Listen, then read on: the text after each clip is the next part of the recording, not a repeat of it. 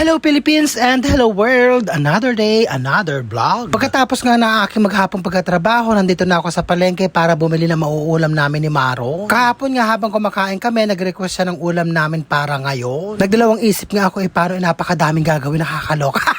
Kaya nga lang inisip ko request niya. At namimiss nga daw niya mag-ulam ng ganito. At heto nga at nakapamili na ako at pauwi na ako ng bahay. Pagdating ko nga ng bahay, agad-agad ko iginayak ang aking lulutuin. At inuna ko nga maglaga ng itlog ng pugo. At medyo mahirap nga itong gawin at matagal. Nung luto na nga heto at binalatang ko na. Napakatagal nga itong balatan, nakakaloka.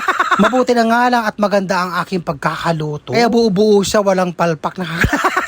Pagkatapos ko ang gawin ito, hinugasan ko na ang mga gulay at hinugasan ko na nga rin ang karne ng manok. At syempre, hindi mawawala ang gatas at paminta. Meron na nga ding atay ng manok dyan para nga kompleto ang sahog. Pagkatapos nga, iginaya ko na rin ang bawang at saka sibuyas. Uumpisahan ko na nga magluto, maggigisa ako ng bawang. Isusunod ko na ang sibuyas.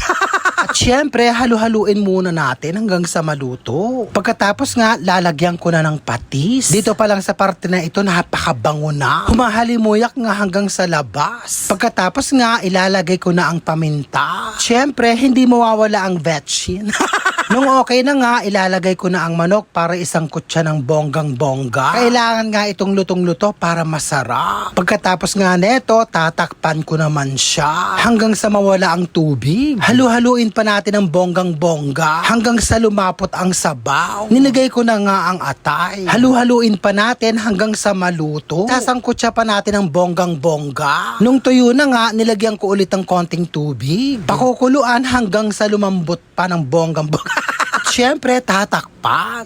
Nung okay na nga, ilalagay ko na ang itlog ng pugo. Halu-haluin ulit, nakakaloka. Puro halo.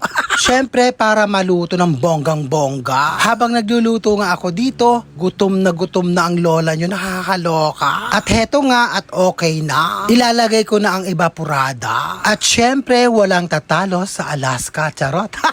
O Alaska, bikini me. At syempre, halu-haluin ulit natin hanggang sa maluto. Kasahog pa lang, panalong-panalo na, nakakaloka, napakasarap. At tiyak, matutuwa ang aking anak. Nung okay na ulit, ilalagay ko na ang mga gulay. At syempre, halu-haluin ulit.